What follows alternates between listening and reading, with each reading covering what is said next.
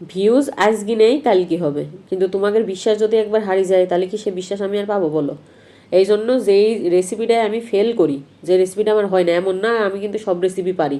তো যেটি ফেল করি সেটি কিন্তু আমি তোমাদের সাথে শেয়ার করিনি। এইটি কিন্তু চুলাই একদম বানিয়ে নিছি, কোনো রকম কোনো ওই ইলেকট্রিক বিটার তারপরে মনে করো ওভেন টোভেন ছাড়া। তো এই যে কীভাবে বানালাম দেখিয়ে দিচ্ছি। প্রথমে নিছি একটা ডিম, হালকা একটু 1 চিমটি পরিমাণে বেকিং পাউডার, আর নিছি হচ্ছে হাফ কাপেরও একটু কম চিনি। এই পরিমাণটা কিন্তু আমি একদম ঠিক ঠিক বলে দিলাম, তোমরা এই মাপে নিবা, তাহলে কিন্তু এই সেম সেম পরিমাণে বানালে একদম তোমাদের এই বিস্কিটটা একদম পারফেক্ট হবে।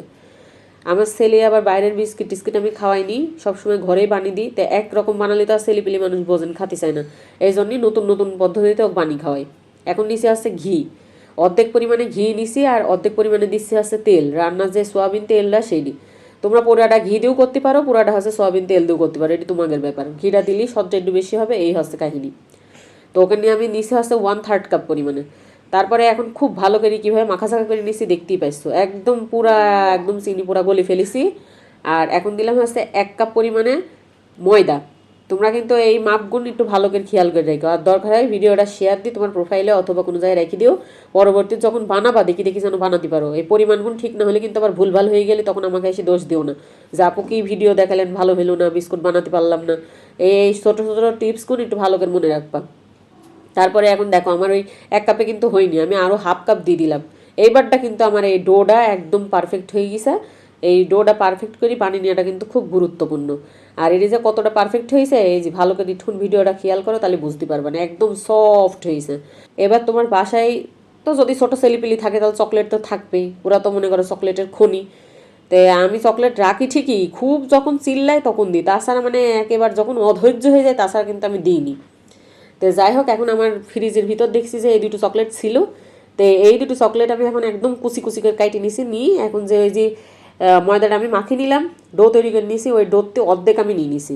এখন অর্ধেক নেওয়ার পরে কি সুন্দর করে দেখো, চকলেটটা কিন্তু আমি কুচি কুচি করে কাইটে নিছি, ভালো করে ভিডিওটা একটু খেয়াল করে দেখো। কাইটে নেওয়ার পরে এখন এই যে দুটো ডো দেখো সমান সমান করে আমি বানিয়ে নিছি, চকলেটটাও মিশিয়ে নিছি খুব ভালো করে। এখন এই যে যেই প্লেটটায় আমি এইটি হচ্ছে চুলার পর দিই মানে বিস্কিটটা বানিয়ে নেব, সেটিতে এই যে যেই একটু আগে ওই যেই কাপে করে আমি তেল দিলাম, তেল আর ঘি সেটিতে ঠুন লাগিয়েছিল, সেটি নিয়ে সুন্দর করে মাখিয়ে দিলাম।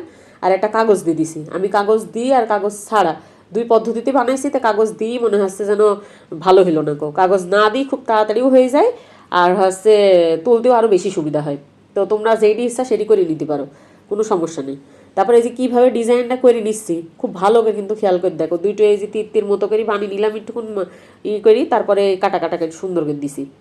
এই যে এই ডিজাইনটা আমি করে নিচ্ছি, তোমরা কিন্তু মনে হয় আমার সাথে ভালো ডিজাইন করতে পারবে, তোমাদের মন মতো পছন্দ মতো যেমন ইচ্ছা সেমন ডিজাইন দিয়ে করে নিবা। আমি 2-3 রকম ডিজাইন দিয়ে করে নিছি, ছোটো মানুষ তো বোঝোই তো।